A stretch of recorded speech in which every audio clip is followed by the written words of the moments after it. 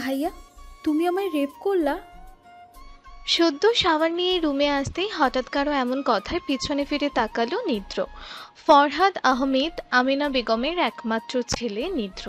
নিদ্রর পুরো নাম নিদ্রায়ন আহমেদ নিদ্র। পেছনে মেয়েটির দিকে তাকিয়ে কিছুটা অবাক হলো নিদ্র। অশ্রু মিশিয়ে নয়নে নিদ্রর দিকে তাকিয়ে আছে তৃপ্তি। বজলুর আহমেদ, সালমা আক্তার, শিউলির একমাত্র মেয়ে তৃপ্তি। তৃপ্তির ছোট একটি ভাই আছে। তৃপ্তির পুরো নাম তৃপ্তি ইসলাম তৃপ্তি। নিদ্রকে ভাবান্তক দেখে তৃপ্তি আবারও বলল, ভাইয়া বলো, তুমি আমায় কেন রেপ করলা? বলো না ভাইয়া, চুপ করে থেকো না। তুমি কি আমায় রেপ করেছো? ওটা কি রেপ করা বলে? তৃপ্তির কোনো কথার উত্তর না দিয়ে নিদ্র আগে নিজের রুমের দরজা লাগালো।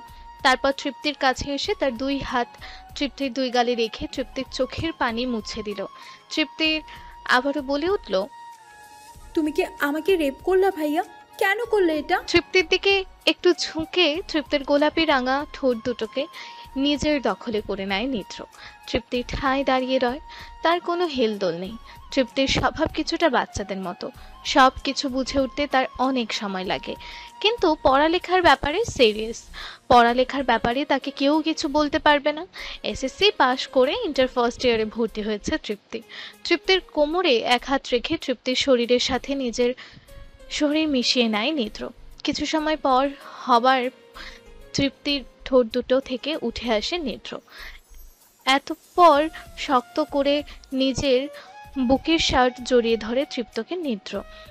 সদ্য শাওয়ার নেওয়া নিদ্রর বুকে বিন্দু বিন্দু পানি লেগে থাকা লোমুশ বুকে নাক ডুবিয়ে তৃপ্তিও জড়িয়ে ধরে নিদ্রকে। বলো না ভাইয়া, কাল তুমি কি আমাকে রেপ করেছিলে?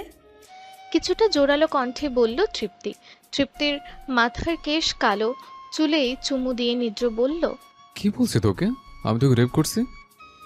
আমার এক ফ্রেন্ড বলেছে, কোনো মেয়ের সাথে যদি জোর করে কোনো ছেলে শারীরিক সম্পর্ক করে, ওটাকে নাকি রেপ মানে ধর্ষণ করা বলে। এটা সত্য। কোনো ছেলে যদি জোর করে কোনো মেয়ের সাথে শারীরিক সম্পর্ক করে তাহলে ওটাকে রেপ বলে। তাহলে তুমি? না, আমি আমার পেচ্ছিটাকে আদর করছি। ওটাকে আদর বলে? আমি অনেক ব্যথা পেয়েছি না? আমি আমার এই পেচ্ছিটাকে ওই সময় এমন অবস্থায় দেখে নিজেকে সামলাতে পারিনি। এই পেচ্ছিটা যে একটা রসগোল্লা, আর আমি তোকে এইভাবে দেখে নিজেকে সামলাতে পারিনি। তুই যে আমার কলিজের সাথে মিশে আছিস। তোমার কথার আগাগোড়া কিচ্ছু আমি বুঝতেছি না। তোকে বুঝতে হবে না। এই বলে নিদ্র তৃপ্তিকে কোলে তুলে নিল। এরপর নিজের বেডের ওপর এনে শুইয়ে দিল। আরিয়ান ভাই নাকি? হয় ভাই। এখানে বসে বসে কি করেন? এক ফকিন্নি হারামির জন্য অপেক্ষা করছে। ও আচ্ছা, তো সে কি এসেছে? আসছে, সামনেই দাঁড়িয়ে আছে। তা ভাই, আজ কি গল্প বলবেন? আপনি কিরকম গল্প শুনবেন? একটা রোমান্টিক লাভ স্টোরি। ওকে অনেক রোমান্স থাকতে হবে কিন্তু। ওকে ওকে, অনেক রোমান্সই থাকবে। তা গল্পের নাম কি ভাই? কি ভাবছেন বড় ভাই? কিছু না। তো বলেন গল্পের নাম। ওকে। বাহ ভাই, গল্পটা জোশ হবে মনে হচ্ছে। জোস হবে কিনা জানি না, আমার পাঠক পাঠিকারা যদি পছন্দ করে তাহলে তোকে আমি পুরো গল্পটাই শোনাবো। ভাই আমার আর তোর সইছে না, শুরু করেন গল্পটা। ওকে, তাহলে প্রথম থেকে শুরু করি। প্রথম থেকে শুরু করেন। মম, আমি যাচ্ছি। সাবধানে যাস, আর গিয়ে ফোন করিস। ঠিক আছে মম। রাস্তায় রেস্টুরেন্টে দুপুরে খেয়ে নিস। পরিচয় তো আপনাদের আগেই দিয়ে দিয়েছি, নতুন করে আর কি আবার দিতে হবে? ফরহাদ আমেনা নিদ্রর কি হয় ওকে দিয়ে দিচ্ছি, নিদ্রর বাবা মায়েরা। এবার গল্পে ফিরে যাক। ঠিক আছে বাবা। ঠিকঠাকভাবে যেতে পারবে তো? কেন, আমাকে কি বাচ্চা মনে হয়? না, মনে আজ অনেক বছর পরে আমাদের গ্রামের বাড়ি যাচ্ছিস, তাই হয়তো একটু টেনশন হচ্ছে ঠিকভাবে যেতে পারবি কিনা। আচ্ছা, আমি তোর চাচাকে বলবো তোর জন্য যেন একটু সামনে এগোয়। হয়, আমি তো ওনার মেয়ের জামাই, আমার জন্য সামনে এগোবে। চেয়ারম্যান সাহেবের সময় হবে না। আর বাবা তুমিও না, এখন আধুনিক যুগ, আধুনিক যুগে কেউ হারিয়ে যায়? আর আমি তো নিজের কারে নিয়ে যাচ্ছি, লোকেশন ট্র্যাক করে চলে যাব। হইছে। আর আধুনিকতা দেখাতে হবে না। এবার যান, লেট হইছে, অনেক দূরে যেতে হবে। ওকে মম, বাই বাই বাবা। সাবধানে যাস আর গিয়ে ফোন করিস। আর রাস্তায় তো আমি ফোন করবই। গাড়ি সাইড করে ফোন রিসিভ করিস। ওকে বাবা। বলেই বাসা থেকে গাড়ি নিয়ে বেরিয়ে পড়ল নিদ্র। দীর্ঘ 10 ঘন্টা জার্নি করতে হবে তার, যেতে হবে অনেক দূর। সকাল এখন 11টা বাজে। গাড়িতে উঠে এসি ছেড়ে দিয়ে একটা হিন্দি গান লাগিয়ে গাড়ি ড্রাইভ করতে লাগলো নিদ্র। মনটা তার আজ ফুরফুরে। 5 বছর পর আজ সে আবারও নিজেদের গ্রামের বাড়ি যাচ্ছে। 3 ঘন্টা ড্রাইভ করার পর একটা রেস্টুরেন্টের সামনে গাড়ি পার্ক করলো। গাড়ি থেকে নেমে রেস্টুরেন্টের ভিতরে গেল নিদ্র। খাবার অর্ডার করে একটা টেবিলে বসে পড়ল। কিছুক্ষণ পর ওয়েটার খাবার নিয়ে হাজির হলো। স্যার, আর কিছু লাগবে? No thanks. ওয়েটার চলে গেল। নিদ্র মাথা নিচু করে চুপচাপ খাওয়া শুরু করলো। অর্ধেক খাওয়া শেষ হতেই একটা মেয়ে এসে তার সামনে দাঁড়ালো। Excuse me. নিদ্র মেয়েটির দিকে মাথা তুলে তাকালো।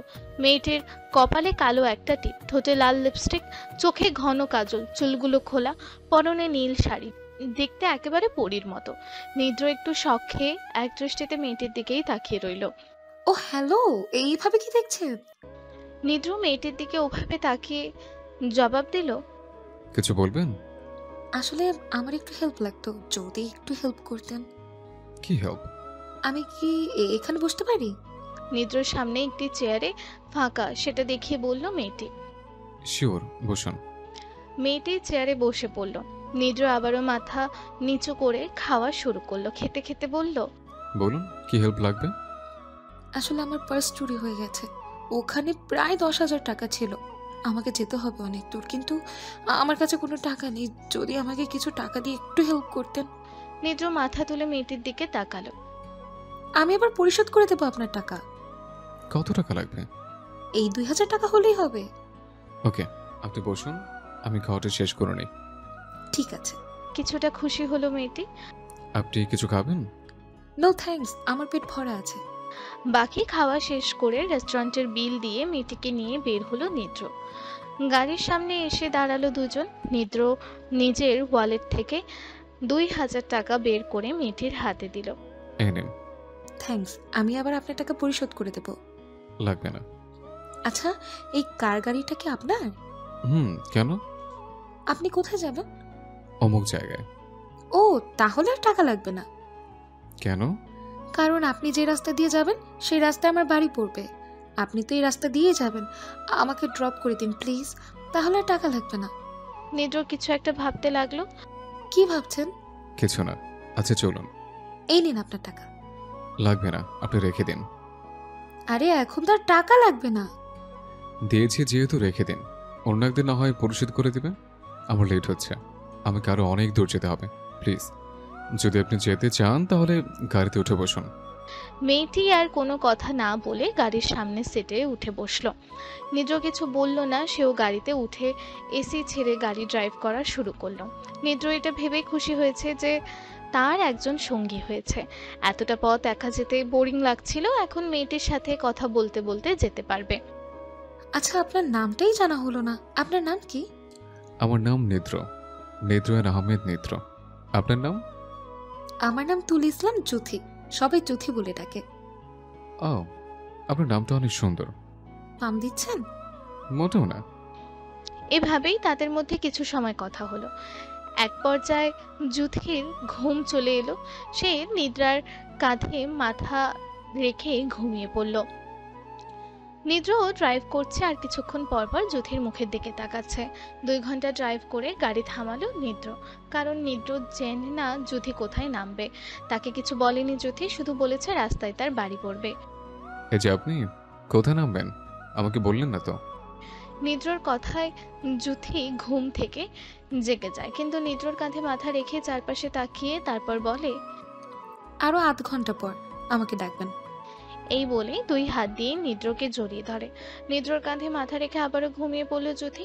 হঠাৎ জুথির এমন আচরণ নিদ্রর কেমন যেন লাগলো। সে কোনো কথা না বলে আবারও ড্রাইভ করা শুরু করে। নিদ্র এখন ভাবছে এ কোনো চক্র নয় তো এই মেয়েকে দিয়ে আমাকে ফাঁসানো? যত দ্রুত সম্ভব এই মেয়েকে গাড়ি থেকে নামাতে হবে। আধা ঘন্টা পর নিদ্র আবারও গাড়ি থামালো এক শুনশান নির্জন জায়গায়। সেখানে এখন দুটো রাস্তা, একটা রাস্তা ডান দিকে ঝোপঝাড় বাগানের দিকে গেছে, আর একটা রাস্তা সোজা গেছে নিদ্রর গন্তব্য সোজা রাস্তায়। কিন্তু জুথি বলছে তাকে আধা ঘন্টা পরে ডাকতে। এই যে দেখেন, এবার কোন রাস্তা দিয়ে যাব? জুথি ওভাবে চোখ বুঝেই নিদ্রকে আরো একটু শক্ত করে জড়িয়ে ধরেই বলল, ডান দিকের রাস্তায় যান, ওদিকে আমার বাড়ি। কিন্তু আমি তো সোজা যাব, আপনি এখানে নেমে যান। জুথি এবার চোখ খুলে নিদ্রর দিকে এক ঘায়েল করা দৃষ্টিতে তাকালো। আপনি আমাকে এই নির্জন শুনশান জায়গায় একা রেখে চলে যাবেন? একলা একটা মেয়েকে এভাবে এমন একটা জায়গায় রেখে যেতে আপনার খারাপ লাগবে না? আর তাছাড়া এই রাস্তা দিয়ে যেতে আরো 10 মিনিট লাগবে, পায়ে হেঁটে গেলে আধ ঘন্টা লাগবে। কিন্তু আমার কাছে তো কোনো টাকা নেই। বুঝতে পারছি আমি তো আপনার আপন কেউ নেই, তাই এমন করছেন। সমস্যা নেই, নামিয়ে দিন। বলেই নিদ্রকে ছেড়ে দিয়ে সোজা হয়ে বসলো। নিদ্র বুঝতে পারছে না কি করবে। এ কোনো মুসিবতে পড়ল সে। কোন কথা না বলে ডান দিকের রাস্তায় গাড়ি ঘোরালো নিদ্র। 5 মিনিট না যেতেই সামনে আবারও দুটো রাস্তা পারল। এবার কোন রাস্তায় যাব? বাম দিকের রাস্তায়। নিদ্র বাম দিকের রাস্তায় গাড়ি ঘোরালো। কিছু মিনিট পর জুথি বলে উঠল, ওই যে ওই রাস্তা দিয়ে সামনে গেলেই আমার বাড়ি। নিদ্র সেই রাস্তা ধরে সামনে এগোতেই দুতলা একটা বাড়ি চোখে পড়লো। সে বাড়ির নিচে গাড়ি পার্ক করলো নিদ্র। এই বাড়িটা আপনার? এটাই আমার বাড়ি। এরকম জঙ্গলের মধ্যে শুনশান একটা বাড়িতে আপনি একা থাকেন নাকি? কাউকে দেখছি না তো। গাড়ি থেকে নামুন। না থাক, আমি আজ চলে যাই, অন্য একদিন আবার আসবো। বাড়ি তো জেনে গেলাম। অন্য একদিন আসা লাগবে না। আপনি যেহেতু আজ এসেই পড়েছেন, তাহলে ভেতরে চলুন। আর আপনি আমার হেল্প করেছেন, এক কাপ চা তো না খাইয়ে ছাড়ছি না। থাক না, অন্য একদিন আসবো আবার। টপ করে জুথি গাড়ি থেকে চাবি খুলে নিজের হাতে নিয়ে নিল। এই কি করছেন? চাবি খুললেন কেন? আপনাকে বলছি গাড়ি থেকে নামতে। আপনি গাড়ি থেকে নামুন, না হলে চাবি পাবেন না। এই বলে চাবি নিয়ে গাড়ি থেকে নেমে গেল জুথি। নিদ্র কি করবে বুঝতে পারছে না। বাধ্য হয়ে সেও গাড়ি থেকে নেমে জুথির পিছু পিছু যেতে লাগলো। জুথি দোতলা বাড়ির মেইন দরজায় কোমর থেকে চাবি বের করে খুলতে লাগলো। নিদ্র বুঝতে পারলো এই বাড়িতে সে আর জুথি ছাড়া আর কেউ নেই এখন। আপনি এখানে একা কি করে থাকেন এরকম একটা শুনশান বাগানের মধ্যে একটা বাড়িতে? একা না, আরো অনেকে থাকে। কিছুক্ষণ পর তারা চলে আসবে। দরজা খুলে ভেতরে গেল দুজনে। ভিতরে ঢুকে চারপাশ দেখতে লাগলো নিদ্র। এদিকে আসুন। পেছন থেকে জুথির কথার আওয়াজ শুনে পিছনে ফিরে তাকালো নিদ্র। কোথায় যাব? জুথি দোতলা সিঁড়িতে পা বাড়ালো।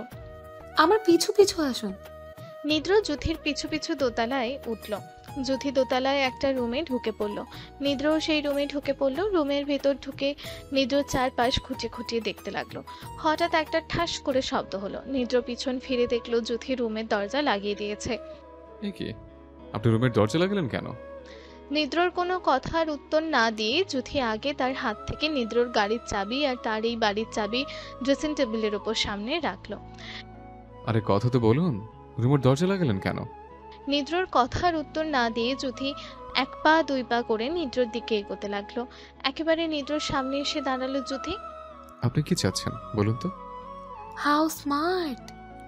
বলেই জুথি নিদ্রকে ধাক্কা মেরে রুমে থাকা খাটের ওপর ফেলে দিয়ে নিদ্র উঠতে যাবে তার আগে জুথি নিদ্রর বুকের ওপর বসে নিদ্রর 2 হাত বিছানার সাথে চেপে ধরলো।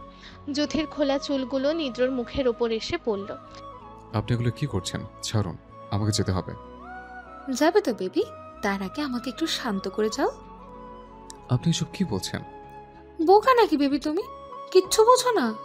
দেখুন, আমাকে ছাড়ুন বলছে। আরে বেবি, তুমি আমাকে টাকা দিয়েছো, আবার আমার বাড়িতে আমাকে পৌঁছেও দিয়েছো।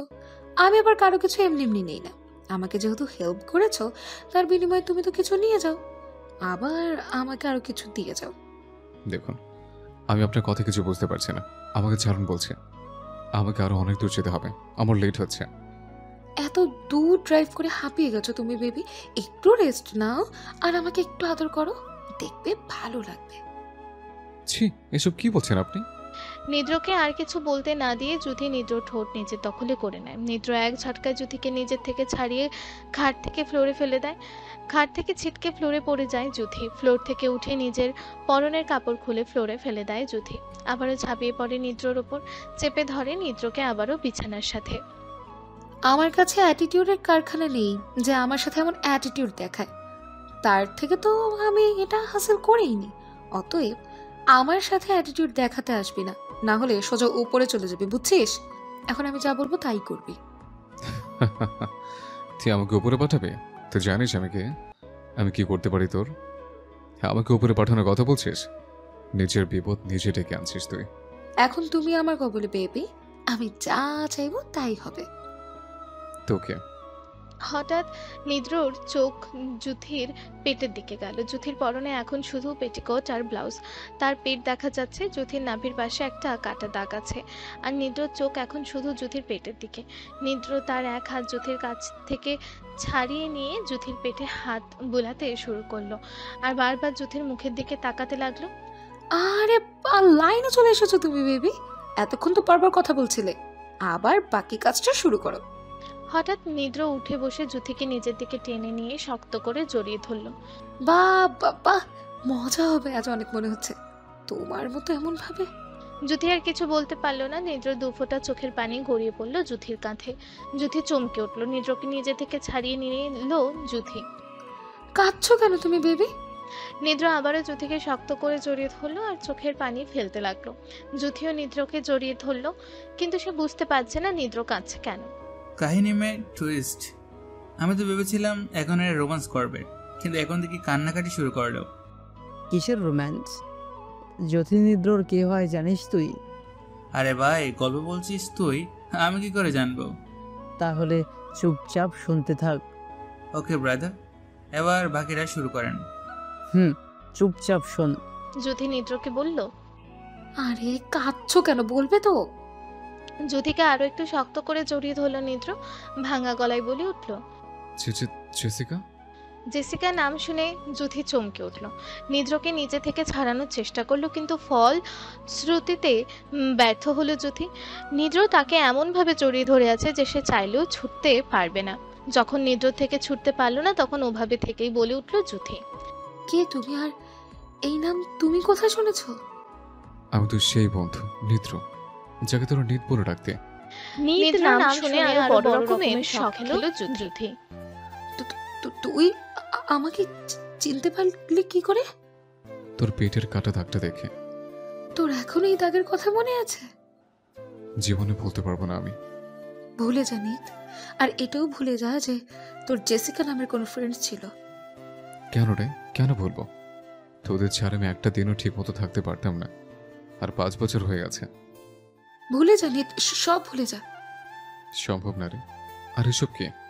তুই আমার সাথে এমন ব্যবহার করছিলি কেন? বুঝতে পারছিস না? ফিরে এই পথ থেকে। আমি আমার 3 বন্ধুকে হারিয়েছি, তোকে হারাতে চাই না।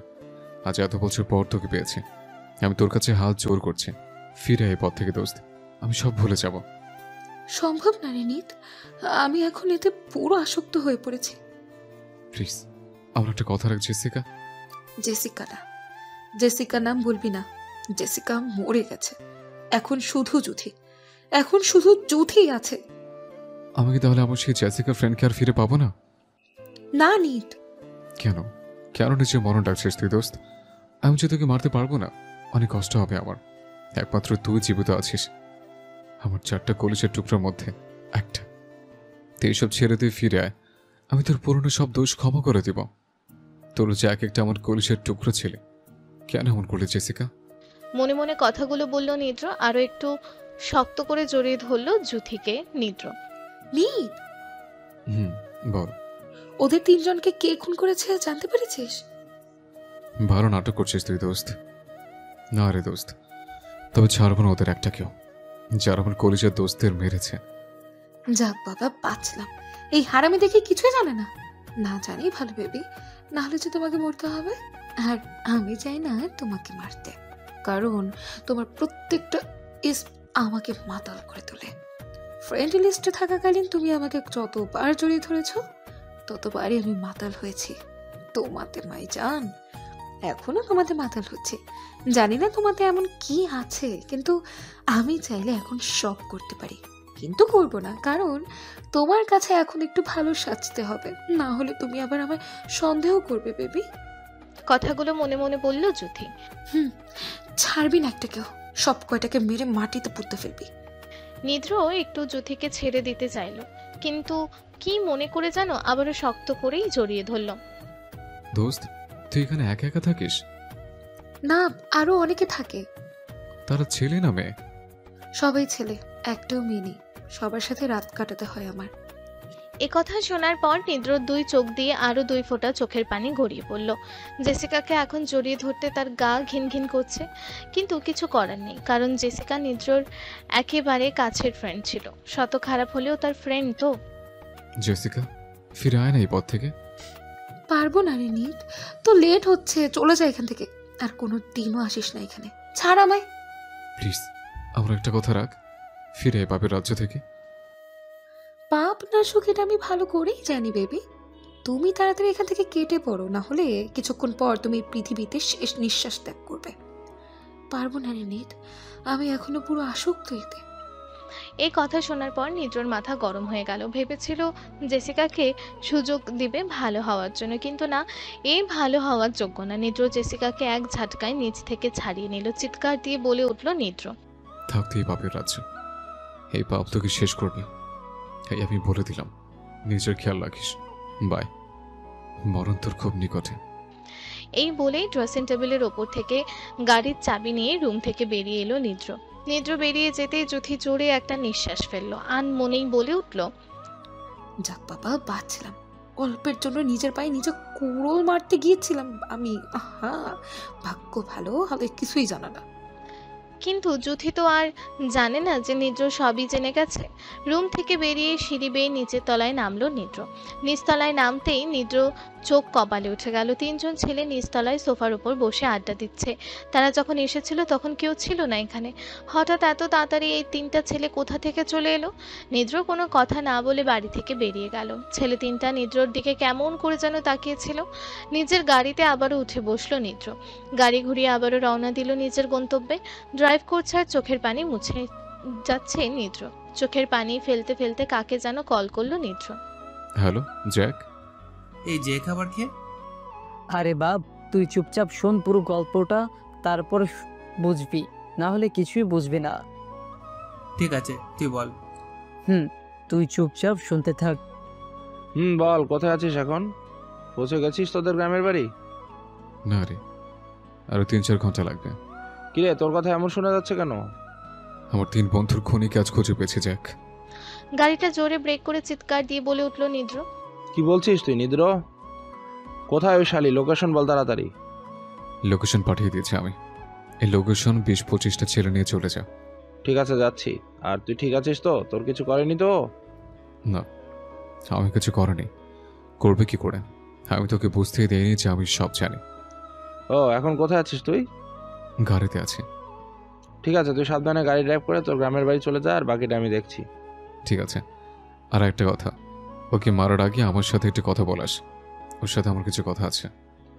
আচ্ছা, রাখি তাহলে। সাবধানে যাস গিয়ে, আবার ফোন করিস আমায়।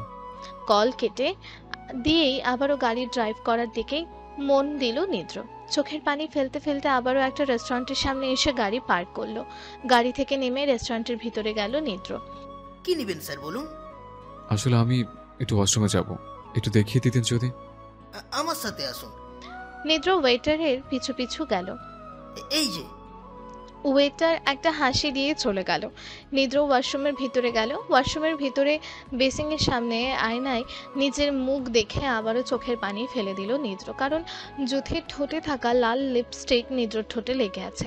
এজন্য হয়তো ওই ছেলে 3টা আর ওয়েটার তার দিকে এমনভাবে তাকিয়েছিল। তাড়াতাড়ি চোখে মুখে পানি দিয়ে ফ্রেশ হয়ে ওয়াশরুম থেকে বেরিয়ে আসলো। একটা টেবিলে বসে 1 কাপ কফি অর্ডার করলো নিদ্র। কফির বিল দিয়ে রেস্টুরেন্ট থেকে বেরিয়ে আসলো। আবারও রাত 10টা বেজে গেছে। গাড়িতে উঠে ড্রাইভ করা শুরু করলো নিদ্র। অবশেষে নিজ গন্তব্যে এসে পৌঁছালো নিদ্র। 3তলা একটা বাড়ির গেটের সামনে এসে গাড়ি দাঁড় করালো নিদ্র। গাড়ির হর্ন বাজতেই একটা লোক এসে গেট খুলে দিল। গাড়ি ভেতরে ঢুকিয়ে পার্ক করলো নিদ্র। 3তলা বাড়ির মেইন দরজায় সামনে গালে হাত দিয়ে বসে আছে তৃপ্তি। তৃপ্তির পরিচয় কিন্তু আপনাদের প্রথম পর্বে দিয়ে দিয়েছি, তবু আবার দিচ্ছি। বজলুর আহমেদ, সালমা আক্তার, শিউলির একমাত্র মেয়ে তৃপ্তি। তৃপ্তির ছোট একটি ভাই আছে। বজলুর আহমেদ আর নিদ্রর বাবা ফরহাদ আহমেদ, তারা দুই ভাই। যারা কিছু বুঝতে পারছে না তারা পুরো গল্পটা শুনলে কিছুই বুঝবেন না। আর যারা বলবেন তৃপ্তির এন্ট্রি তো প্রথমেই হয়েছে, তাহলে এখন আবার নতুন করে এন্ট্রি কেন? ভাই, প্রথম পর্ব ভালো করে শোনেন, তাহলেই বুঝতে পারবেন। সেই দুপুর থেকে 3তলা বাড়ির মেন দরজার সামনে গালে হাত দিয়ে বসে আছে তৃপ্তি। আজ তার এসএসসি পরীক্ষার রেজাল্ট দিয়েছে, সেই সুবাদে নিদ্র আজ এসেছে তাদের গ্রামের বাড়িতে। তৃপ্তিকে অনেকবার বজলুর আর সালমা বাড়ির ভেতরে নিয়ে যেতে চেয়েছিল, কিন্তু তৃপ্তি নিদ্রর ওপর রাগ করে কিছু না খেয়ে সেই দুপুর থেকে এখনো পর্যন্ত বসে আছে। নিদ্রর ওপর অনেক রাগ আছে তৃপ্তির। গাড়ি পার্ক করে গাড়ি থেকে নামতেই উড়াধুরা মায়ের পড়তে লাগলো নিদ্রর পিঠে। কুত্তা, হারামি, বান্দর, শিয়াল, এখন আসার সময় হয়েছে তোর? সামনের দিকে ঘুরতেই বড় রকমের একটা টাসকি খেলো নিদ্র। তৃপ্তিকে সে 5 বছর আগে দেখেছে, তারপর আর দেখা হয়নি, কিন্তু তাদের মধ্যে কথা হতো। নিদ্রর চাচা বজলুর আহমেদের ফোন দিয়ে তৃপ্তি প্রায় কল করে নিদ্রর সাথে কথা বলতে। খালি হাতে থাপ্পড় ঘুষি দিতে দিতে হাঁপিয়ে যায় তৃপ্তি। নিদ্রর পায়ে একটা লাথি মেরে নিদ্রর সামনে বসে পড়ে তৃপ্তি। নিদ্র হাসতে হাসতে সেও তৃপ্তির সামনে বসে পড়ে। একটু দূরে দাঁড়িয়ে বজলু, সালমা আর তৃপ্তির ছোট ভাই সজীব দেখছে তৃপ্তি আর নিদ্রর কাণ্ড। তৃপ্তির কাণ্ড দেখে বজলু, সালমা, সজীব তিনজনেই হাসতে লাগলো। কিরে, এমন রেগেছিস কেন? আমার সাথে একদম কথা বলবে না তুমি। কি জন্য রাগ করছে আমার কিউটিটা? নিদ্র হাত দিয়ে তৃপ্তির গাল ধরতে নিল। তৃপ্তি নিদ্রর হাত সরিয়ে দিল। একদম আমাকে টাচ করবে না। আমার ফ্রেন্ডদের 2 ঘন্টা বসিয়ে রেখে তাদের বাড়ি পাঠিয়ে দিতে হয়েছে শেষে। ওদের বসিয়ে রেখেছিলে কেন? ওরা তোমাকে দেখবে বলেছিল, আর তোমাকে নিয়ে ঘুরতে যাব বলে ওদের বসিয়ে রেখেছিলাম। আর তুমি এখন আসার সময় হলো তোমার। রাস্তায় জ্যাম ছিল, তাই আসতে দেরি হয়েছে। তোমার গতকালে আসার কথা ছিল, আজকে না। গতকাল একটা কাজ ছিল আমার, তাই আসতে পারিনি। তোর আজ পরীক্ষার রেজাল্ট দিয়েছে, তো পাস করেছিস নাকি ঘোড়ার ডিম পেয়েছিস? নিদ্রর কথায় তৃপ্তি রেগে গেল। নিদ্র জানে তৃপ্তি পড়ালেখা নিয়ে সিরিয়াস, তাও তৃপ্তিকে রাগানোর জন্য শেষের কথাটা বলল। নিদ্রর কথায় উত্তরে তৃপ্তি রাগে ফুঁসতে ফুঁসতে দাঁতে দাঁত চেপে বলল, বলবো না। তাহলে তোর ডলটাকে ভুলে যা। এই কথা বলে বসা থেকে উঠে দাঁড়ালো নিদ্র। নিদ্রর কথায় তৃপ্তি চোখে মুখে খুশির ঝলক মেরে উঠল। খুশিতে বসা থেকে উঠে নিদ্রর হাত ধরে লাফাতে শুরু করলো তৃপ্তি। কোথায় আমার ডল? তাড়াতাড়ি দাও না ভাইয়া। দেব না, আগে বল পরীক্ষা কত পেয়েছিস? 5.04 মানে A+। নিদ্র তৃপ্তির মাথায় একটা চাটি মেরে বলল, এত ভালো রেজাল্ট করার কি আছে? দেখবার ফিল করতে পারিস না? তৃপ্তি নিদ্রর দিকে একটা রাগী দৃষ্টি নিক্ষেপ করলো। ভাইয়া! চিৎকার দিয়ে নিদ্র গলা চেপে ধরার চেষ্টা করলো তৃপ্তির, কিন্তু পারলো না। নিদ্র তৃপ্তির 2 হাত ধরে ফেললো। 4 ফুট 8 ইঞ্চি একটা মেয়ে 5 ফুট 6 ইঞ্চি একটা ছেলের গলা ধরা এতটাও সহজ আর নয়। কুল কুল কুল। এই বলেই গাড়ির পেছনের সিটের ওপর থেকে একটা বড় ডল বের করলো নিদ্র। নিদ্রকে আর কিছু বলতে না দিয়ে তৃপ্তি পুতুলটার কানে ধরে কাঁধে ঝুলিয়ে নাচতে নাচতে বাড়ির ভিতরে চলে গেল। তৃপ্তি যাওয়ার পথের দিকে তাকিয়ে রইল। ওইখানে দাঁড়িয়ে ঠোঁট কামড়ে হাসতে লাগলো নিদ্র। তৃপ্তি চলে যেতেই বজলুর, সালমা, সজীব নিদ্রর কাছে আসলো। কেমন আছিস বাবা? আসতে কোনো সমস্যা হয়নি তো? এই তো চাচি আম্মা, আসতে কোনো সমস্যা হয়নি। তোমরা কেমন আছো? আলহামদুলিল্লাহ, আমরা সবাই ভালো আছি। ভাইয়া, আমার গিফট কই? সজীব এবার 4র্থ শ্রেণীতে পড়ে। সজীবের কথা শুনে সজীবের সামনে হাঁটু গেড়ে বসলো নিদ্র। আপনি জানেন কি অর্ডার করেছিলেন জনাব? মন খারাপ করে মাথা নিচু করে সজীব বলল, আমি জানতাম তুমি আমার গিফটের কথা মনে রাখবে না। তুমি শুধু আপুর গিফটের কথা মনে রাখছো, আর আমার গিফটের কথা ভুলে গেছো। নিদ্র বসা থেকে উঠে গাড়ির পিছনের সিটের ওপর থেকে একটা বক্স বের করলো। দেখেন তো, এটা সে জিনিস কিনা? সজীব মাথা তুলে নিদ্রর হাতের দিকে তাকালো। খুশিতে নিদ্রকে জড়িয়ে ধরলো সজীব। থ্যাঙ্কস ইউ ভাইয়া। নিদ্র সজীবের মাথার চুলগুলো নাড়াচাড়া দিয়ে বলল, খুশি তো মাই পিচ্চি ব্রাদার? ভাইয়া অনেক খুশি। নিদ্রকে ছেড়ে দিয়ে তার হাত থেকে বক্সটা নিয়ে বাড়ির ভেতরে দৌড়ে চলে গেল সজীব। কেমন আছে চাচু? এই তো ভালো। এবার ভিতরে চল, অনেক দূর জার্নি করে এসেছিস, রেস্ট নিবি। আমার ব্যাগ আমি আলমকে বলবো ওগুলো তোর রুমে দিয়ে আসতে। তুই রুমে গিয়ে ফ্রেশ হয়ে নে। আলম এই বাড়ির দারোয়ান, যে কিছুক্ষণ আগে গেটের দরজা খুলে দিয়েছিল নিদ্রর গাড়ির ভিতরে আসার জন্য। আচ্ছা সালমা, ওকে ওর রুমটা দেখিয়ে দাও। আয় বাবা আমার সাথে। নিদ্র সালমার সাথে বাড়ি ভিতরে গেল। ভিতরে গিয়ে নিদ্র একটু দাঁড়িয়ে পড়ল, কারণ তার সামনে সোফার ওপর বসেই পুতুলটার নাক কান নিয়ে টানাটানি করছে তৃপ্তি। সজীবকে দেখা যাচ্ছে না, হয়তো তার রুমে গিয়ে সে তার বক্স খুলতে ব্যস্ত। কিরে বাবা দাঁড়িয়ে পড়লি কেন? আয়। চলো। তিনতলা বাড়ির দোতলায় একটা রুমে নিয়ে গেল নিদ্রকে সালমা। বেশ পরিপাটি করে সাজানো গোছানো একটা রুম। তুই ফ্রেশ হয়ে নিচে আয়, আমি খাবার দিচ্ছি। না চাচি আম্মা, আমি এখন আর কিছু খাবো না, ভালো লাগছে না। আমি একটু রেস্ট নেব, তুমি যাও। আর দেখো এদিকে যেন কেউ না আসে, আমাকে যেন কেউ ডিস্টার্ব না করে।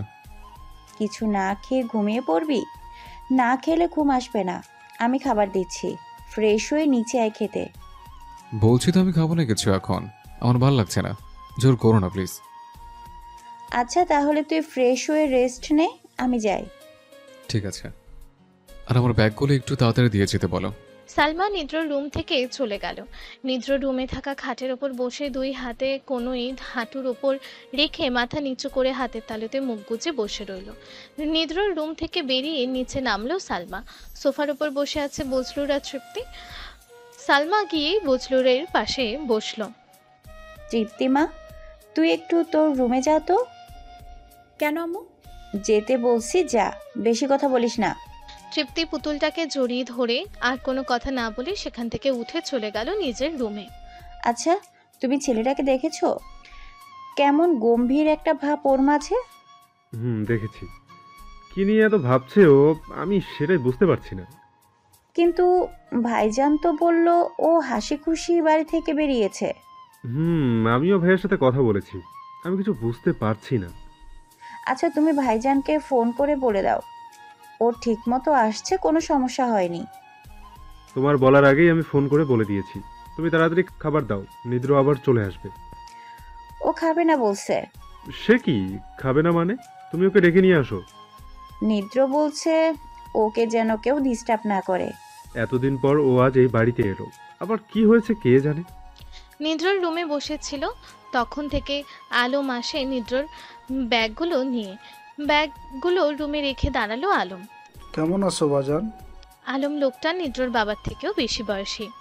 এই তো চাচা ভালো, আপনি কেমন আছেন? বাসার সবাই কেমন আছে? আলহামদুলিল্লাহ আমিও ভালো আছি। বাসার সবাই ভালো আছে? আসতে কোনো সমস্যা হয়নি তো তোমার বাজান? না চাচা, কোনো সমস্যা হয়নি। আচ্ছা আমি যাই, কোনো কিছু প্রয়োজন পড়লে আমাকে ডেকো। আচ্ছা চাচা। আলম নিদ্রর রুম থেকে চলে গেল। নিদ্র তার ব্যাগ থেকে কিছু জামা কাপড় বের করলো, একটা গেঞ্জি আর একটা প্যান্ট নিয়ে রুমের সাথে অ্যাটাচড ওয়াশরুমে চলে গেল নিদ্র। শাওয়ার নিয়ে পরনের প্যান্ট শার্ট চেঞ্জ করে বের হলো। ওয়াশরুম থেকে বেরিয়ে নিজের ভেজা প্যান্ট শার্ট রুমের সাথে অ্যাটাচড ব্যালকনিতে শুকানোর জন্য মেলে দিল। এতপর রুমের দরজা চাপিয়ে খাটের ওপর বসলো নিদ্র। ব্যাগ থেকে তার ল্যাপটপ বের করে ওপেন করলো। তখনই নিদ্রর ফোন বেজে উঠলো। ফোনের স্ক্রিনে তাকিয়ে দেখলো জ্যাক কল করেছে। তাড়াতাড়ি কল রিসিভ করলো নিদ্র। হ্যালো জ্যাক, বল। আমরা পৌঁছে গেছি আর ও এখন আমাদের সামনে। সাথে 3টা ছেলে ছিল, 3টাকে উপরে পাঠিয়ে দিয়েছি। ওর কিছু করিসনি তো? না এখনো কিছু করিনি, তুই বললে এখন উপরে পাঠিয়ে দেব। আমি ভিডিও কল করছি, রিসিভ কর। ওকে। নিদ্র কল কেটে দিয়ে ল্যাপটপ ওপেন করে জ্যাককে ভিডিও কল করলো। সাথে সাথে কল রিসিভ করলো জ্যাক। লম্বা লম্বা দাড়ি, লম্বা লম্বা চুলওয়ালা একটা ছেলের মুখে ভেসে উঠলো নিদ্রর ল্যাপটপে। এটা আর কেউ নয়, এটা হলো জ্যাক। ও কোথায় জ্যাক? এই যে দেখ। এই বলেই ফোনের ক্যামেরা ঘোরালো একটা মেয়ের দিকে জ্যাক। মেয়েটির পরনে পেটিকট আর ব্লাউজ, ঠোঁটের কোণে ফেটে রক্ত পড়ছে, চোখ মুখ লাল হয়ে আছে মেয়েটির। ঠোঁটে থাকা লাল লিপস্টিক সারা মুখেই লেপটে আছে। ওর এই অবস্থা কেন জ্যাক? আমি তো তোকে বলেছি আমি আয়কর সাথে কথা বলবো, তারপর তুই যা করিস। জ্যাক আবারও নিজের দিকে ফোনের ক্যামেরা ঘোরালো। আরে ভাই আমি কিছু করিনি তো, শুধু একটা থাপ্পড় মেরেছি। থাপ্পড় মেরে মনে হয় আমার হাতটাই নোংরা হয়েছে। আমি এখানে এসে কি দেখেছি সেটা তুই জানিস? নিদ্র চুপ করে জ্যাকের দিকে তাকিয়ে রইল।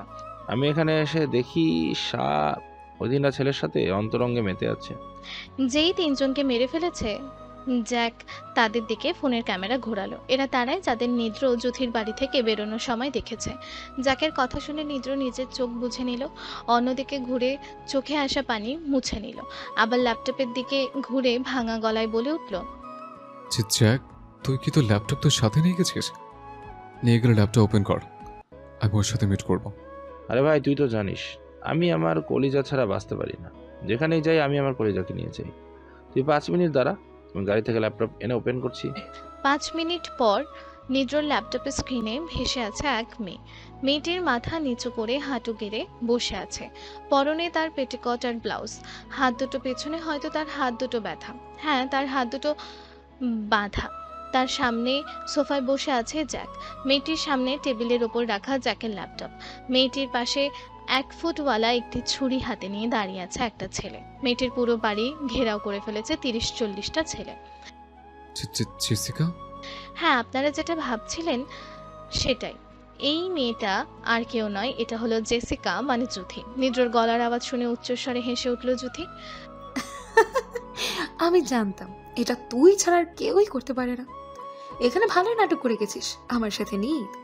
আমি যদি একটা বার জানতাম যে তুই সব জানিস, তাহলে তোকে এখানেই পুঁতে রেখে দিতাম, এখান থেকে আর ফিরতে পারতি না। বহুত দেরি হয়ে গেছে রে। আমি আসার আগে তোকে বলেছিলাম মরা তোর খুব নিকটে। হ্যাঁ, বহুত দেরি হয়ে গেছে, বুঝতেই পারিনি আমি। না হলে এখান থেকে ফিরতেই পারতিস না তুই নিত। এখনো ভালো আছে, ফিরে আয় এই পথ থেকে। ফিরে কি করবো নিত? 5 বছর পেরিয়ে গেছে। নিদ্র বুঝে গেছিস যে এ আর কোনোদিনও ভালো হবে না। শেষ তোকে একটা প্রশ্ন করব, সত্য কথা বলিস প্লিজ। নিদ্রর চোখে পানি, অপর পাশে জুথির মুখে হাসি। এই হাসি কিসের হাসি নিদ্র বুঝতে পারছে না। আমি জানি তুই কি জানতে চাস, তবুও বলি, বল কি জানতে চাস? কেন মারলি ওদের তুই? খুব সিম্পল, ওরা আমার সবকিছু জেনে গেছে। কেমন জিনিস জেনে গেছে যে তার জন্য ওদের মরতে হলো? এই যে আমার এই সাম্রাজ্যের সব তথ্য। আমি কিছু বুঝতে পারছি না জেসিকা। ওকে, তোকে বুঝিয়ে বলছি। তুই তো কিছুই জানিস না, শুধু এতটুকু জানিস আমি ওদের মেরেছি। তাহলে শোন, ওদের কেন মেরেছি। আমার এই দুনিয়ার সব তথ্য ওরা জেনে গেছে। জেনে গেছে ভালো কথা, তোরাও মজা নে। তা না করে আমাকে জ্ঞান দিতে আসছে। বলে কি না ভালো হয়ে যাচ্ছে জেসিকা, এসব ভালো না, এই পথ থেকে ফিরে আয়। ওই তোর মতো ডায়লগ মারছিল আর কি, এই পথ থেকে ফিরে আয়। বাস শেষ করে দিলাম ওদের 3টাকে। ওপাশে জুথির মুখে হাসি, এপাশে নিদ্রর চোখে পানি। বৃষ্টির দোষ কি ছিল জেসিকা? আরে ওই তো সবচাইতে বেশি দোষ, ওই বৃষ্টি তো ওদের দুটোকে বলে দিয়েছে।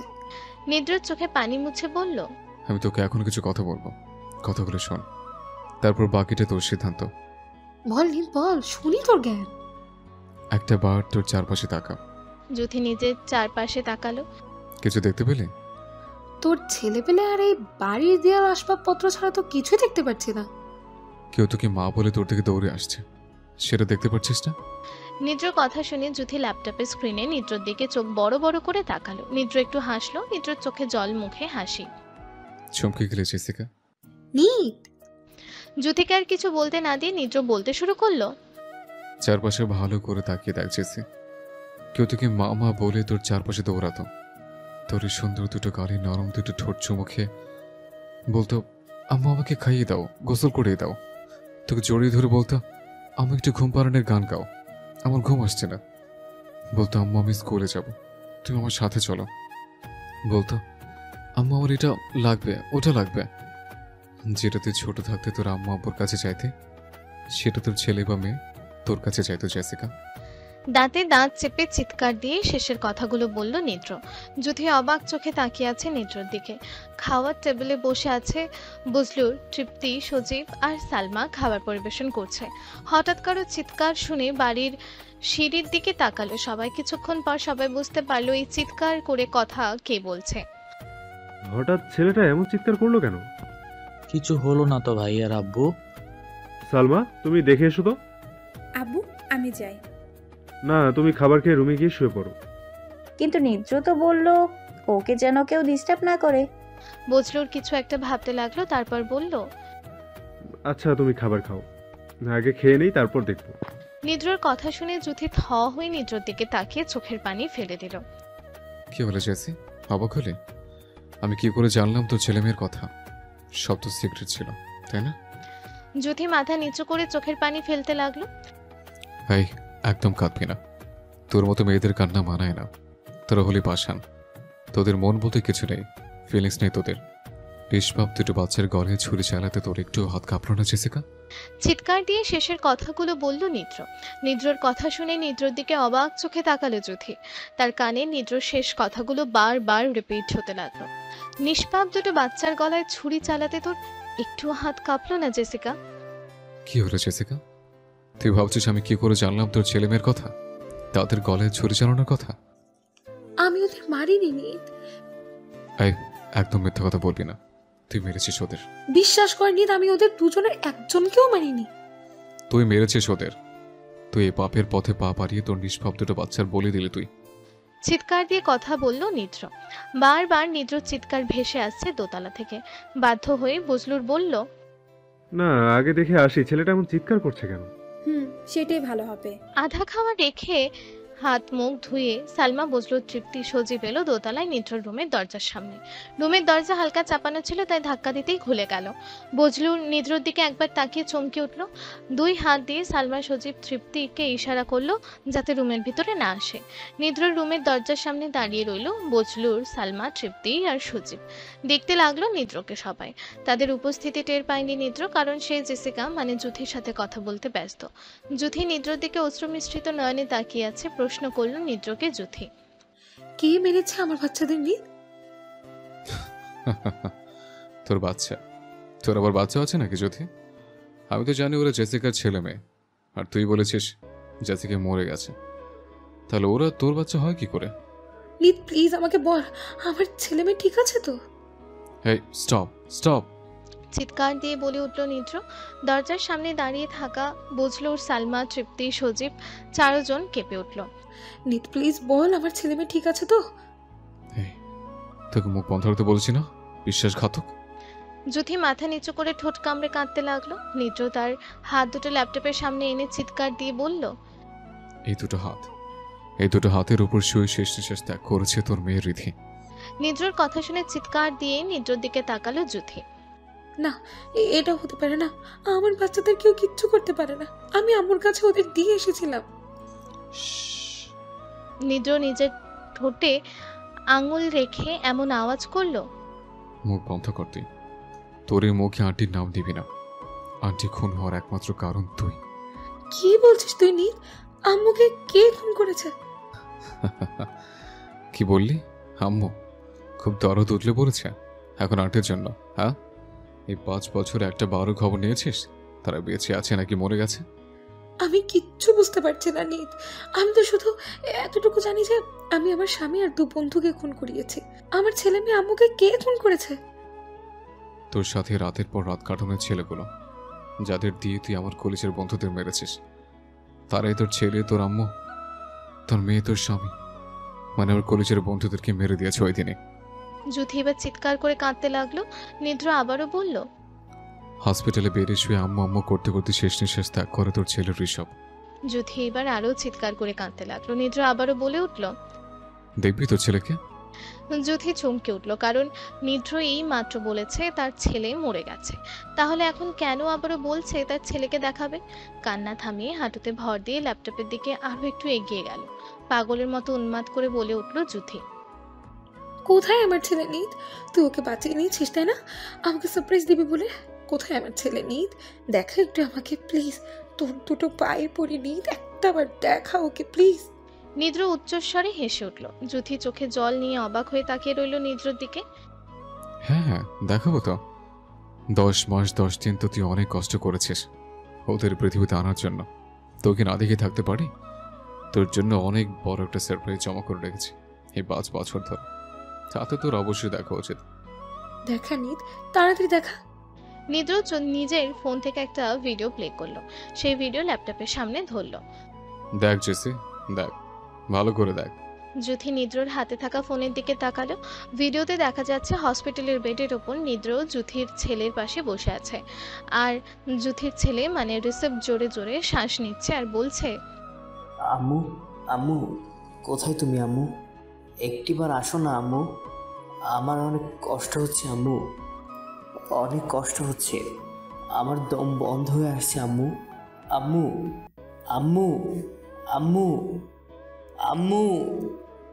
শেষ একটা চিৎকার দিয়ে চোখ মুখ বুঝে স্তব্ধ হয়ে যায় ঋষভ, কারণ সেই দুনিয়ার মায়া ত্যাগ করে চলে গেছে না ফেরার দেশে। তারপর দেখা যাচ্ছে নিদ্র ছোট ঋষভের শরীর জড়িয়ে ধরে কান্নায় ভেঙে পড়েছে। এতটুকু দেখিয়ে ফোন সাইডে রাখলো নিদ্র।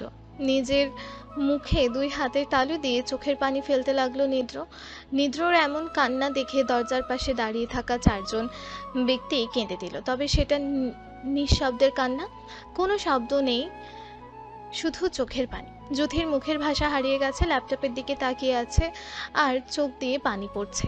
এত বড় একটা সারপ্রাইজ পাবে সে কোনোদিনও ভাবেনি। নিজের চোখের সামনে আজ সে দেখতে পেল তার নিজের পেটের ছেলের মরণ জানতো না। নিদ্র নিজেকে একটু শান্ত করে বলল, সারপ্রাইজটা খুব সুন্দর ছিল, তাই না জেসিকা? জ্যোতির মুখে কোনো কথা নেই, শুধু ল্যাপটপের স্ক্রিনে নিদ্রর দিকেই তাকিয়ে আছে। কিরে, এখন খুশি তো তুই? তোর পিছুটা এখন আর কেউ রইল না, কেউ নেই তোকে বাধা দেওয়ার, একমাত্র আমি ছাড়া। তুই একটা কাজ কর, তুই আমাকে মেরে ফেল, দেখবি তখন আর কেউ থাকবে না তোকে বাধা দেওয়ার জন্য। নিত, তোর কাছে একটা জিনিস চাইবো, দিবি? ভিডিওটা দেখার পর থেকে জ্যোতির চোখের পলক পড়া যেন বন্ধ হয়ে গেছে। এক দৃষ্টিতে তাকিয়ে আছে জ্যোতি ল্যাপটপের স্ক্রিনে নিদ্রর দিকে। জ্যোতির এইরকম কথায় নিদ্র কিছুটা অবাক হয়ে জ্যোতির দিকে ভালো করে তাকালো। কি এমন জিনিস চাইবে জ্যোতি নিদ্রর কাছ থেকে? ভিডিওটা দেখার পর থেকে কেমন যেন হয়ে গেছে জ্যোতি। কি জিনিস বল? এ জীবনে তো অনেক কিছুই কেড়ে নিয়েছিস তুই আমার থেকে, আর কি নিবি তুই বল? আমি আর কিচ্ছু চাই না নিত, শুধু তোর ছেলে পেলেদের বল আমার হাতের বাঁধন খুলে দিতে। নিদ্র হালকা হাসলো, জ্যোতির দিকে একটু ভালো করে তাকিয়ে বলল, কেন, কোনো প্ল্যান আছে নাকি জ্যোতি ওদের মারার? নিদ্র জ্যোতিকে সবসময় জেসিকা বলে ডাকে। হঠাৎ নিদ্র জ্যোতিকে জুথি বলে ডাকায় জ্যোতির বুকে ডাকটা তীরের মতো এসে লাগে।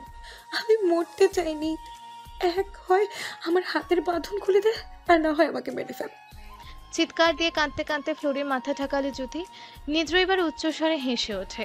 নিদ্রর রুমের সামনে দাঁড়িয়ে থাকা বজলু, সালমা, তৃপ্তি, সজীব অবাক হয়ে নিদ্রর দিকে তাকিয়ে আছে। এই ছেলের কি হয়েছে আবার? একবার হাসছে তো আবার কাঁদছে, একটু আগে কাঁদলো এখন আবার হাসছে। ফিসফিস করে সালমা বলল বজলুলকে, আমি কিছু বুঝতে পারছি না। আব্বু, আমাদের দেখা উচিত ভাইয়া কার সাথে কথা বলছে, আর কেনই বা একবার কাঁদছে আবার হাসছে। না, এখানে দাঁড়িয়ে থাকি, দেখি কি হয়। নিদ্র হাসি থামিয়ে চিৎকার দিয়ে বলে উঠল, মরণ মাই ফুট, তোকে এভাবেই বাঁচতে হবে, তিলে তিলে মরবি তুই। মরণ যন্ত্রণা কতটা কঠিন সেটা তুই তিলে তিলে বুঝবি। জ্যোতি আর কোনো কথা বলছে না, শুধু ফ্লোরে মাথা ঠেকে কেঁদে যাচ্ছে। আজ তার বিবেক নাড়াচাড়া দিয়ে উঠেছে। বারবার সে নিজেকে নিজ স্বপ্নে তলিয়ে যাচ্ছে। ছোট দুটো বাচ্চা তার আশেপাশে আম্মু আম্মু বলে দৌড়াচ্ছে। তার দুটো গালে বারবার চুমু খাচ্ছে বাচ্চা দুটো, আর তার আম্মু সোফার উপর বসে পান খাচ্ছে। তার ভালোবাসার মানুষ মানে জ্যোতির স্বামী নিজ রুমে বসে কানে হেডফোন লাগিয়ে গান শুনছে, আর বারবার জ্যোতির দিকে উকিঝুঁকি মেরে তাকাচ্ছে। এসব ভাবছে আর অনুশোচনা হচ্ছে জ্যোতির। নিজের কত সুন্দর হাসি খুশি সংসার সে নিজ হাতে ধ্বংস করে দিল। নিজ হাতে তার প্রিয়জনদের হত্যা করার জন্য অস্ত্র তুলে দিয়েছে অন্যের হাতে। জ্যোতি এখন মনে মনে ভাবছে কেন তাকে পৃথিবীতে মেয়ে হিসেবে পাঠালো, আর কেনই বা তার মন এত নিকৃষ্ট হলো, কেন সেই পাপের পথ বেছে নিল যার জন্য তার নিষ্পাপ দুটো বাচ্চা, আম্মু, স্বামীকে সেই পৃথিবীতে থাকতে দিল না। মনে মনে বলছে আর পুরনো দিনের কথাগুলো ভাবছে জ্যোতি। নিদ্র জ্যোতিকে এইভাবে দেখতে পাচ্ছে না, তার মন চাচ্ছে জ্যোতিকে এখন কুপিয়ে হত্যা করতে। জ্যোতির সাথে দেখা হওয়ার পর থেকে নিদ্র মন একটুও শান্ত নেই। তার মন শুধু বারবার বলছে নিদ্র এই বেঈমানকে কুপিয়ে হত্যা কর, আর এই পৃথিবীতে বেঁচে থাকার তার কোনো অধিকার নেই। কিন্তু কিছু কারণে নিদ্র জ্যোতিকে মারবে না, শুধু তার বিবেকটাকে জাগিয়ে তুলছে। একজনের কাছে প্রমিস করেছে নিদ্র যে জ্যোতিকে সে কিছু করবে না। জ্যোতির পাশে দাঁড়িয়ে থাকা ছেলেটির উদ্দেশ্যে নিদ্র বলল, রাফি, যাক কই দেখছি না যে? ওই যে সোফার উপর বসে আছে ভাইয়া। ওর কাছে ল্যাপটপ নিয়ে যা। দিতে হবে না, আমি নিয়েছি বললো। এই বললেই জ্যাক টেবিলের ওপর থেকে ল্যাপটপ হাতে নিয়ে দাঁড়ালো। জ্যাক এতক্ষণ চুপচাপ নিদ্র আর জুথির কথা শুনছিল। নিদ্র জ্যাকের উদ্দেশ্যে বলল, জ্যাক, ওর হাতের বাঁধন খুলে দিয়ে তোরা চলে আয়। কি বলছিস তুই নিদ্র? আমি নিজ চোখে দেখেছি 3 জন মানুষের মরণ আন্তনাদ। সেদিন প্রথম আমি দেখেছি একজন মানুষ কতটা কষ্টে মারা যায়। সেদিন আমি প্রথম মার্ডার হতে দেখেছি। সেদিনের রাতের কথা আমি কোনোদিনও ভুলতে পারবো না নিদ্র। জ্যাক, তোর কাছে হাত জোর করছি, ভাই ওর কিছু করিস না। কিন্তু কেন নিদ্র? এতগুলো মানুষের খুনিকে এভাবে ছেড়ে দিতে পারি না আমি। তোর কাছে হাত জোর করছে ভাই, ওর কিছু করিস না। আমি একজনের কাছে প্রমিস করেছি, আমি ওর কিচ্ছু করবো না। প্লিজ আমার কথাটা রাখ। জ্যাক নিজের চোখ বুঝে নিল। নিদ্র জ্যাকের দিকে ল্যাপটপের স্ক্রিনে তাকিয়ে রইল। কিছুক্ষণ পর জ্যাক চোখ খুলে বলল, ঠিক আছে নিদ্র, তুই যা বলবি তাই হবে। তাহলে আমি কল কেটে দেই? এই না না না, তুই আগে ওর হাতের বাঁধন খুলে দিয়ে গাড়ির কাছে আয়, তারপর কল কাটবি। নিদ্র জানে জ্যাক এখন কল কেটে দিয়ে কি করবে, তাই সে কল কেটে দিতে বারণ করছে। জ্যাক একটা ছেলেকে বলল, এই রাসেল, ওর হাতের বাঁধন খুলে দে। ঠিক আছে ভাই। এই বলে রাসেল নামের ছেলেটি জুথির হাতের বাঁধন খুলে দিল। জ্যাক নিদ্রর সাথে কথা বলতে লাগলো। হঠাৎ নিদ্রর চোখ জ্যাকের পিছনে যায়। জ্যাক, ল্যাপটপটা আরেকটু উপরে ওঠাতো। কেন? আরে ভাই উঠাতে বলেছি, ওঠা। নিদ্রর কথা মতো জ্যাক তার সামনে থাকা ল্যাপটপটা আরো একটু উঁচু করেই ধরলো। হ্যাঁ, এবার ঠিক আছে তো, নাকি আর একটু উপরে তুলবো? নিদ্র জ্যাকের পেছনে ভালো করে তাকিয়ে চিৎকার দিয়ে বলে উঠল, জ্যাক, ওর হাতে ছুরি এলো কই থেকে? নিদ্রর মুখে ছুরির কথা শুনে জ্যাক পেছনে তাকালো। দরজার সামনে দাঁড়িয়ে থাকা বজলুর, সালমা, তৃপ্তি, সজীব কেঁপে উঠল। 4 জন দৌড়ে রুমের ভিতরে এসে নিদ্রর পেছনে দাঁড়িয়ে ল্যাপটপের দিকেই তাকালো। তারা দেখতে পেল একটা ছেলের পিছনে একটা মেয়ে ছুরি নিয়ে দাঁড়িয়ে আছে, আর একটা ছেলে ফ্লোরে পড়ে আছে। সরি নিদ। এইটুকু জ্যাকের ল্যাপটপের দিকে তাকিয়ে নিদ্রের উদ্দেশ্যে বলে জুথি। এরপর আবারও চিৎকার দিয়ে উপরের দিকে তাকিয়ে বলে জুথি, সরি বাবা, তোর এই হতভাগী মাকে ক্ষমা করে দিস। তোদের এই পৃথিবীতে এনে তোদের জন্য কিছুই করলাম না, নিজের স্বার্থ সিদ্ধি করলাম আমি। সরি আম্মু, আমি তোমার ভালো মেয়ে হতে পারলাম না। সরি রিক, তোকে ছোটবেলা থেকে ভালোবেসে এসেছি, তারপর বিয়েও করলাম। তারপর কি হলো আমার রিক? হ্যাঁ, কেন আমি তোর ভালোবাসা থেকে দূরে সরে এলাম? কেন আমি এই পাপের পথে পা বাড়ালাম? মাফ করে দিও আমায় রিক, তোমরা সবাই আমায় মাফ করে দিও। সরি আমার কলেজের বন্ধু বৃষ্টি আর নিলয়, মাফ করে দিস তোরা আমায়। বিনা কারণে আমি তোদের এই পৃথিবী থেকে বিদায় দিয়েছি। লাস্ট তোকে বলছি নি, মাফ করে দিস আমায়, মাফ করে দিস। আমি আসছি তোমাদের কাছে আব্বু, আমাকে মাফ করে আপন করে নিস। তোর বাবাকে বলিস আমাকে মাফ করে আমার আপন করে দিতে। আমি আসছি বাবা, বাই নি। শেষের কথা জ্যাকের ল্যাপটপের দিকে তাকিয়ে বলল জুথি। অতঃপর জুথির হাতে থাকা ছুরি নিজের পেটে নিজে ঢুকিয়ে দিল। তারপর জ্যাকের ল্যাপটপের দিকে তাকিয়ে একটা হাসি দিয়ে নিজের পেট থেকে ছুরিটা আবারও বের করে নিজের গলায় চালিয়ে দিল। নিদ্র একটা চিৎকার দিয়ে উঠল। নিদ্র পাশে দাঁড়িয়ে থাকা 4 জনে চিৎকার দিয়ে উঠল। তৃপ্তি আর সজীব ভয় পেয়ে মুখ বুজে সালমাকে জড়িয়ে ধরল। বজলুর এক দৃষ্টিতে ল্যাপটপের দিকে তাকিয়ে রইল। এটা কি দেখলো সে? কিছু বুঝে ওঠার আগে এটা কি হয়ে গেল? জ্যাক দৌড়ে জুথির কাছে গেল, কিন্তু কিছুই করতে পারলো না। এপাশ থেকে নিদ্র চিৎকার দিয়ে বলতে লাগলো, জ্যাক, ওকে তাড়াতাড়ি হসপিটালে নিয়ে যা, ফাস্ট। কিন্তু কিছু যে আর করার নেই, কারণ জুথির সময় শেষ। মিনিট 2 ফ্লোরে পড়ে লাফালো জুথির শরীর। লাল রক্তে ভেসে গেল চারপাশ। জ্যাক ল্যাপটপ ফ্লোরে রেখে জুথির রক্তাক্ত শরীর ধরলো, সাথে আরো 2 ছেলেও ধরলো, কিন্তু কিছু করতে পারলো না। হাতের পালস পরীক্ষা করে দেখলো জ্যাক। অতঃপর মুখ গোমরা করে আবারও ল্যাপটপ হাতে নিল জ্যাক। এতক্ষণ ল্যাপটপ অন্যদিকে ঘোরানো ছিল। জ্যাক, ও ঠিক আছে তো? এপাশে একজনের জায়গায় আরো 4 জনকে সাথে দেখে জ্যাক চমকে উঠল। এতক্ষণ তো নিদ্র শুধু একা ছিল, এখন ওর পাশে এরা কারা? জ্যাক সেই দিকে খেয়াল না দিয়ে বলল, সরি নিদ্র, মারা গেছে। কথাটা শোনার পর ল্যাপটপটাকে হাতে নিয়ে জোরে দেয়ালে ছুঁড়ে মারল নিদ্র। তৃপ্তি, সজীব আরো ভয় পেয়ে গেল। সালমাকে আরো জোরে জড়িয়ে ধরল 2 জন। বজলুর নিদ্রর দিকে তাকিয়েই রইল। অতঃপর খাট থেকে নেমে দেয়ালে ঘুষি দিতে শুরু করলো নিদ্র, আর চিৎকার দিয়ে বলতে লাগলো, তোর কলিজাকে ভালো করে পৃথিবীতে রাখতে পারলাম না বন্ধু, ভালোবেসে মরণ পথ বেছে নিয়েছে। আমি পারলাম না তোর প্রাণটাকে পৃথিবীতে ভালো রাখতে। আমি আমার প্রমিস পূরণ করতে পারলাম না। মাফ করে দিস আমায়, তোর এই ভাইটাকে মাফ করে দিস। বলেই দেয়ালে ঘুষি দিতে লাগলো নিদ্র। বজলু তাড়াতাড়ি গিয়ে নিদ্রকে শক্ত করে জড়িয়ে ধরে একটু সাইডে নিয়ে গেল। নিদ্র বজলুরের থেকে ছুটতে আপ্রাণ চেষ্টা করতে লাগলো, কিন্তু পারলো না, কারণ বজলুর তাকে পেছন থেকে শক্ত করে জড়িয়ে ধরে আছে। অনেকক্ষণ পর নিদ্র শান্ত হলো। তৃপ্তি, সালমা, সজীব চোখে জল নিয়ে নিদ্রর দিকে তাকিয়ে রইল।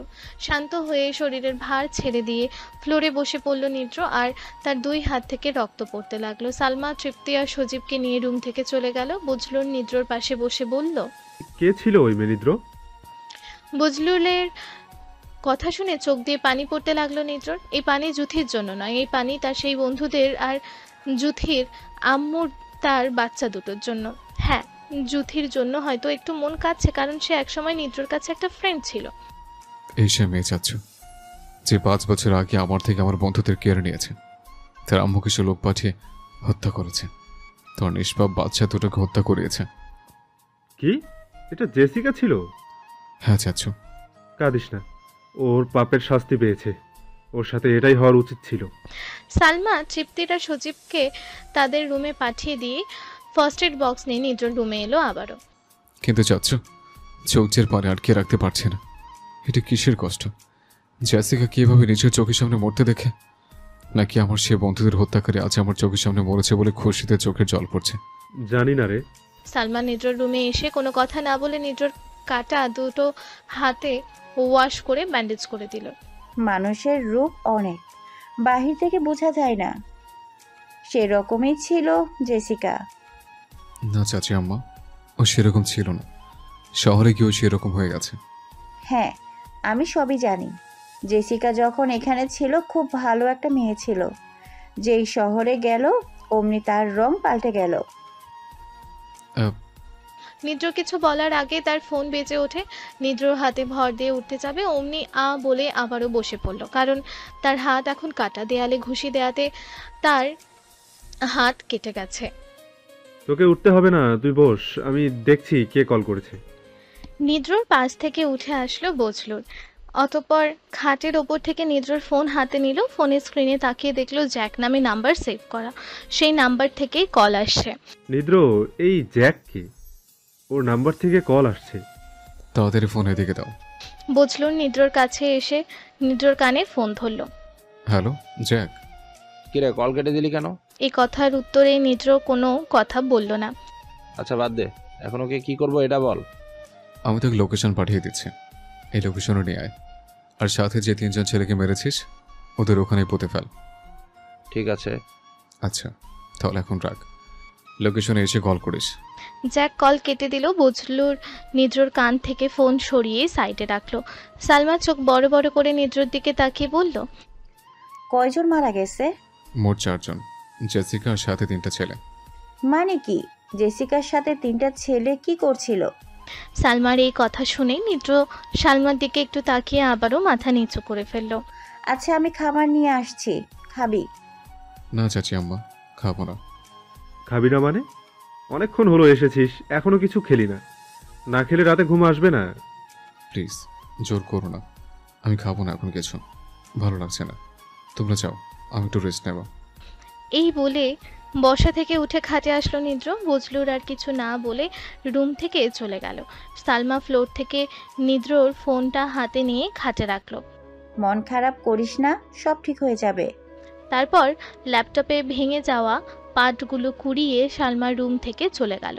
নিদ্র কপালে হাত রেখে শুয়ে পড়ল। কিছুক্ষণ পর সালমা আবারও এলো নিদ্রর রুমে। তার হাতে বালতি আর একটা ন্যাকড়া কাপড়ের টুকরো। সালমা বালতি নিয়ে দেয়ালের পাশে দাঁড়ালো। তারপর দেয়ালে লেগে থাকা রক্ত ভালো করে মুছে নিল। ফ্লোরে রক্তগুলো মুছে সালমা আবারও চলে গেল। নিদ্র শুয়ে শুয়ে সব দেখছিল। কিছুক্ষণ পর নিদ্রর ফোনে কল আসে। নিদ্র ফোনের দিকে তাকিয়ে দেখলো ফারহাদ আহমেদ কল করেছে, মানে নিদ্রর বাবা। নিদ্র কোনো কিছু না ভেবে কল রিসিভ করলো। গাড়িতে আসার সময় অনেকবার কল করেছিল ফারহাদ, কিন্তু নিদ্র ফোন সাইলেন্ট করে রেখে দেয়। শেষে নিদ্র জুথির সাথে দেখা হওয়ার আগে কথা বলেছিল ফরহাদ আহমেদের সাথে, তারপর আর কথা হয়নি। কিরে, কি শুনছি এগুলো? কি বাবা? জেসিকা? হ্যাঁ বাবা, আজ দেখানো হয়েছে, আর আজও শেষ হয়ে গেছে। নিদ্র কেঁদে উঠল। ফরহাদ নিজের ছেলেকে শান্ত করার জন্য বলল, দেখো বাবা, সবারই একদিন চলে যেতে হবে, তবে জেসিকা যে পাপ করেছে এতে ওর এই মৃত্যু কাম্য ছিল। আমার শেষ একটা বন্ধু ছিল, খারাপ ছিল বাট মনে একটা শান্তি ছিল যে একজন তো আছে। সেও চলে গেল। শত ঘৃণা করলেও জেসিকা আমার অনেক কাছের ফ্রেন্ড ছিল বাবা। আমার অনেক কষ্ট হচ্ছে বাবা। কাঁদিস না, এখন বল ওকে কি করলি? আমি ওকে মারিনি বাবা, ও নিজে। আমি সব জানি, বজলুর আমাকে সব বলেছে। আমি বলতে চেয়েছি ওর লাশটাকে এখন কি করলি? এখনো কিছু করিনি বাবা, তবে সবাইকে যেখানে কবর দিয়েছে সেখানে ওকে কবর দেব। সেটাই ভালো হবে। আর আমি শুনছি জ্যাক নাকি ওর কাছে গেছে। হ্যাঁ বাবা। কেন? আমি জাস্ট ওকে বোঝাতে চেয়েছি ওর কৃতকর্মগুলো যেগুলো আমাদের সাথে করেছে। আমি তো একজনের কাছে প্রমিস করেছি আমি ওকে মারব না। আর সে বুঝ যখন জেসি বলছিল তখন মরণ পথ বেছে নিল, নিজের পেটে নিজে ছুরি ঠুকিয়ে তারপর গলায় ছুরি চালিয়ে। থাক, আর বলতে হবে না, বজলুর আমাকে সব বলছে। এখন রাখি তাহলে বাবা, পরে আবার কল করব। হ্যাঁ, সব মিটমাট করে পরে আবার আমায় কল করে জানাস সব। আর তুই এখনো কিছু খেলি না কেন? টু নিদ্র কল কেটে দিল। এই ছেলেটাও না দিন দিন কি যে করছে। কি হলো, ও পৌঁছে গেছে? আরে আমি তো তোমাকে আগেই বলছি, নিদ্র চলে গেছে, এখনো রুমে গিয়ে শুয়ে আছে। তোমাকে কেমন যেন বিচলিত মনে হচ্ছিল ওর সাথে কথা বলার সময়। আরে বাদ দাও তো, আসো ঘুমাবো। এই ছাড়ো, একদম আমাকে জড়িয়ে ধরবে না। বুড়ো হয়েছে এখনো। বুড়ো হয়েছি বলে কি ভালোবাসা কমে গেছে? আরে আমি কি তাই বলছি নাকি? তাহলে চুপচাপ শুয়ে থাকো। রাত 2:45। চেয়ারম্যান বাড়ি এখন পুরো নিস্তব্ধ, সবাই অতল ঘুমে তলিয়ে আছে। নিদ্র কপালে হাত রেখে শুয়ে আছে। তখনই তার ফোন কল আসলো। নিদ্রর চোখে ঘুম নিয়ে ফোন রিসিভ করলো। কিরে, কই তুই? আমরা লোকেশনে এসে দাঁড়িয়ে আছি। জ্যাকের কথা শুনে নিদ্র চট করে উঠে বসলো। তোরা 5 মিনিট দাঁড়া, আমি এক্ষুনি আসছি। এই বলে কল কেটে দিল নিদ্র। খাট থেকে নেমে প্যান্টের পকেটে ফোন ঢুকিয়ে নিল। অতঃপর বাড়ি থেকে বেরিয়ে আসলো নিদ্র। গেটের সামনে চেয়ারে বসে ঘুমে ঝিমো হয়ে ছিল আলম। হঠাৎ নিদ্রকে দেখে বলে উঠে দাঁড়ালো। আরে বাজান, তুমি এত রাতে বাড়ি থেকে বের হচ্ছ কেন? একটা কাজ হয়ে গেছে চাচা, আপনি গেট খুলুন। কি কাজ বাজান, আমারে বলো, আমি করে দেই, তোমার কষ্ট করতে হইব না। আপনি আগে গেট খুলুন, তারপর বলছি। আলম আর কোনো কথা না বলে গেটের তালা খুলে দিল। তারপর নিদ্র আর আলম গেটের বাইরে এসে দাঁড়ালো। চাচা, গেটে তালা লাগিয়ে আমার সাথে আসুন। আচ্ছা বাজান, তুমি দাঁড়াও। আলম বাইরে থেকে গেটের তালা লাগিয়ে দিল। চেয়ারম্যান বাড়ি থেকে কিছু দূরে দাঁড়িয়ে আছে 5টা মাইক্রো গাড়ি। প্রথম গাড়িটার সামনে হেলান দিয়ে দাঁড়িয়ে আছে জ্যাক, আর বাকি ছেলেগুলো প্রকৃতির ডাকে সাড়া দিয়ে নিজেদের কাজ সারছে। নিদ্র আর আলম হেঁটে যাচ্ছে শুনশান রাস্তা দিয়ে। চাচা, বলো বাজান। আপনার মনে আছে আজ থেকে 5 বছর আগের কথা? কি যে বলো না বাবা, মনে থাকবে না কেন? আমি আজ 10 বছর ধরে তোমাদের এই বাড়িতে দারোয়ানির চাকরি করছি। আমার করাই সব মনে আছে। নিজের গ্রামের বাড়িতে ভালো চাকরি হওয়াতে আর কোথাও যাইনি আমি। সব মনে আছে আমার। তোমরা আমার অনেক কষ্ট দূর করেছো। তোমরা 5 জন কত সুন্দরভাবে এই বাড়িতে দৌড়াতে, পুরো বাড়ি মাতিয়ে রাখতে তোমরা 5 জন। কিন্তু সময়ের সাথে সাথে সব পাল্টে গেছে। আপনার মনে আছে সে অন্ধকার রাতের কথা? আলম একটু দাঁড়িয়ে পড়ল, নিদ্রও দাঁড়ালো। তুমি কোন রাতের কথা বলছো বাজান? সে রাতের কথা যে রাতে আমি 6টা লাশ নিয়ে এসেছিলাম এই বাড়িতে। হঠাৎ আবার সেই রাতের কথা কেন বাজান? আমি সেই রাতের কথা ভুলে গেছি। ভয় পাবেন না চাচা, আপনি সত্যটা সব জানেন, তাহলে ভয় কিসের? সেই রাতের সব লাশ আজও আমার চোখের সামনে ভেসে ওঠে বাবা। আজ আরো একটা সেই রকম লাশ দেখবেন চাচা। আলম দুপা পিছিয়ে নিদ্রর দিকে চোখ বড় বড় করে তাকালো। এই সেই ব্যক্তি চাচা যে নিজের সব ধ্বংস করে পাপের পথে পা বাড়িয়েছে। তাহলে আজ আমি সেই পাপীকে দেখতে যাচ্ছি, সেই বেঈমানকে যে নিজের বন্ধুকে হত্যা করে, সেই ব্যক্তিকে। হ্যাঁ চাচা, চলুন, সময় নষ্ট হচ্ছে, অনেক কাজ বাকি। হ্যাঁ দেখব, আমি দেখব সেই পাষাণ্ড মেয়েটাকে। চলো বাজান। নিদ্র আর আলম এসে দাঁড়ালো জ্যাকের সামনে। কিরে, এই লোক আবার কে? আমাদের বাড়ির দারোয়ান চাচা। আমি চাচা বলে ডাকি ওনাকে, তোরাও চাচা বলে ডাকবি। আচ্ছা, আসসালামু আলাইকুম চাচা। ওয়ালাইকুম আসসালাম। ভালো আছো বাবা? জি চাচা ভালো, আপনি ভালো আছেন? এই তো আল্লাহ যেমন রেখেছেন, ভালোই আছি আল্লাহর রহমতে। জ্যাক, ও কই? গাড়ির ডিকিতে। বের করে নিয়ে আয়। সবুজ, ফারাবি, রাসেল, ইমন, মেয়েটাকে বের করে নিয়ে আয়। জ্যাকের কথা শুনে আরো 4 জনে 2 নাম্বার গাড়ির পেছনে ডিকি থেকে জুথির লাশ বের করে আনলো। তারপর জ্যাক, নিদ্র আর আলমের সামনে রাখলো জুথির লাশ। জুথির লাশের চারপাশে দাঁড়িয়ে পড়ো সবাই। জুথির লাশটা সাদা কাপড় দিয়ে মোড়ানো, রক্তে লাল হয়ে আছে সাদা কাপড়টা। একটা ছেলে জুথির মুখের কাপড় সরিয়ে দিল। নিদ্র জুথির মুখের দিকে তাকিয়ে সেখানেই হাঁটু গেড়ে বসে পড়ল। আজ খুব সুন্দর লাগছে তোকে দোস্ত, সত্যি বলছি, খুব সুন্দর লাগছে।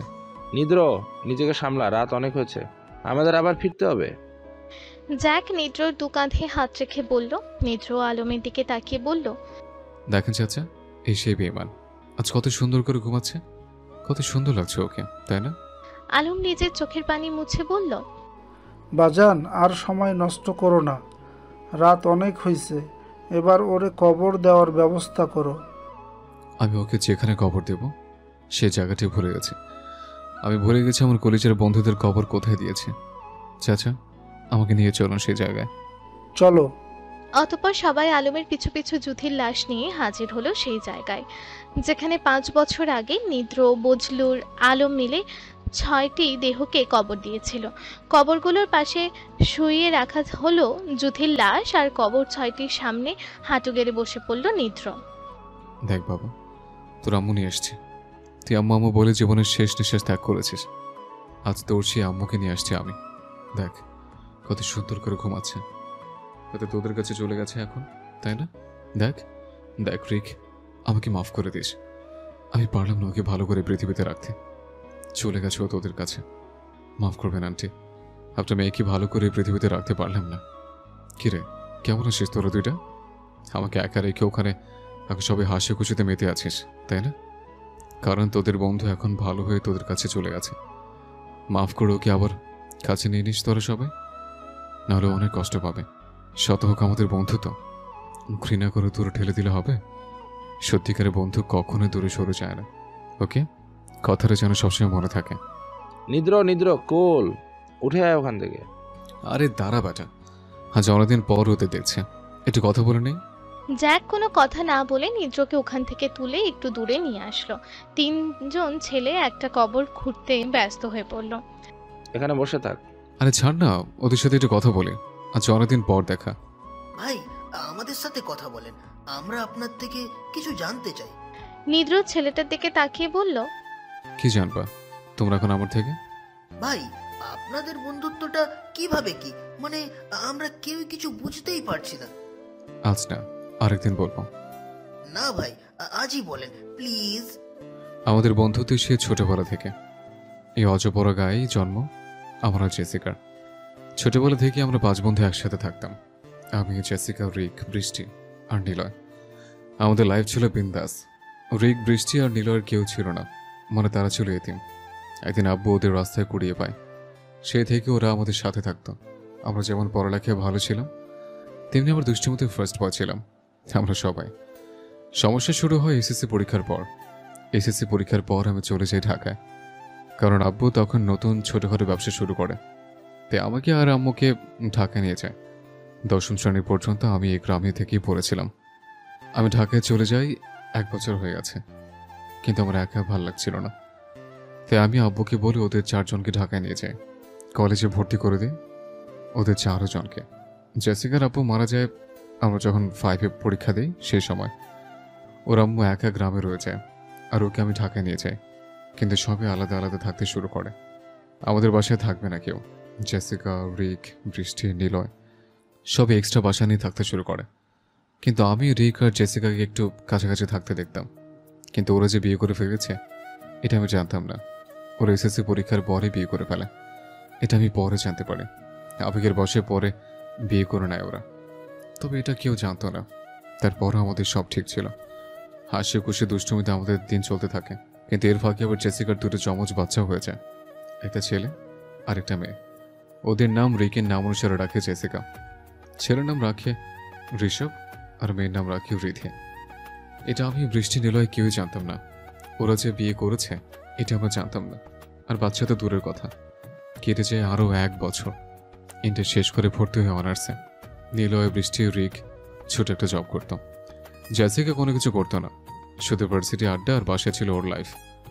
আমরা যখন অনার্স 3য় বর্ষে পড়ি তখন রিক আর জেসিকার ছেলেমেয়ের বয়স 5 বছর। সমস্যা হয় তখনই। হঠাৎ একদিন রাত 8টায় রিক আমাকে ফোন করে বলে দেখা করবে, সাথে নাকি বৃষ্টি নিলেও আছে। আমি আর কোনো কিছু না বলে সেদিন রাতে বাসা থেকে বেরিয়ে পড়ি। তারপর ওদের দেওয়া লোকেশনে চলে যাই। গিয়ে ওদের দেখে আমার হাত পা কাঁপতে শুরু করে, কারণ বৃষ্টি, নিলয়, রিক রক্তাক্ত হয়ে পড়ে আছে সেই জায়গায়।